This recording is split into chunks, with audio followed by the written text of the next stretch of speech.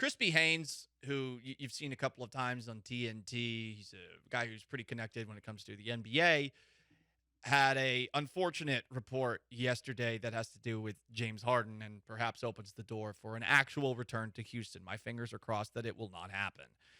He has a $35.6 million player option for next year. He intends to decline it.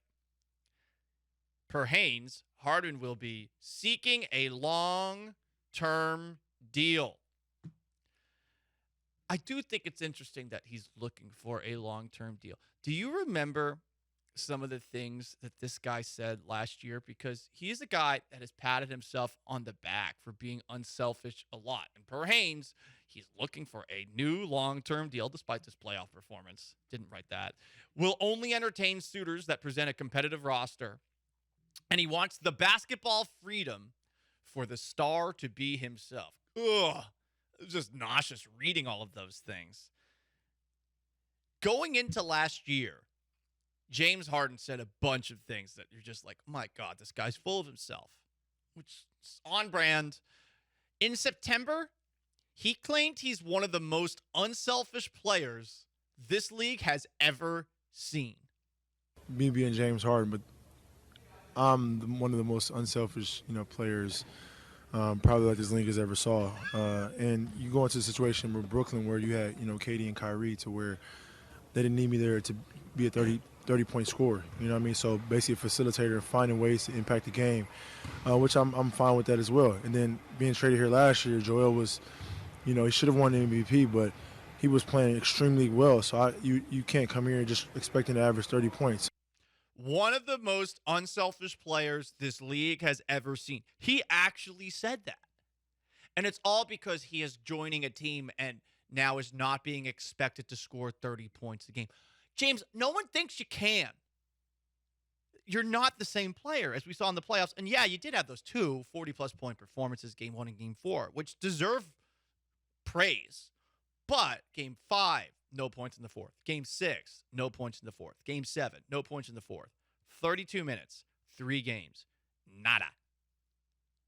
You're getting paid for a little bit more than being able to score like 35 points against the Detroit Pistons on a Sunday in late December.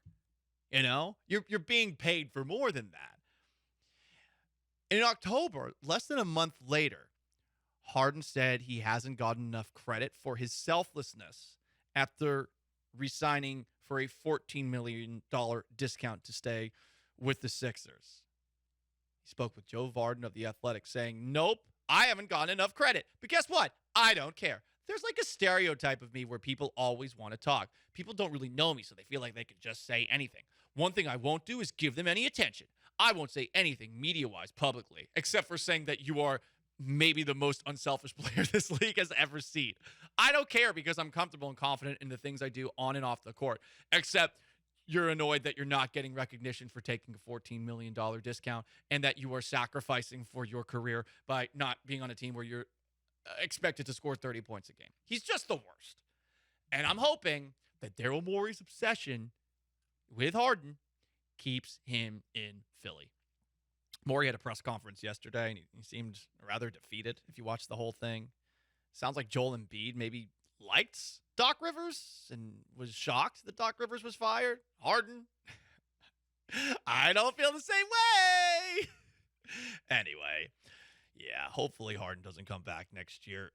Someone, and look, I will give Rafael Stone a completely fresh start if he can stand in the way of the Fertittas wanting to bring Harden back. Because I will not get it twisted. Stone does not want Harden back. That is the Fertittas. It is 100% the Fertittas. If Rafael Stone steps in the way, clean slate. I'll give him a clean slate. But we can't have that guy back here.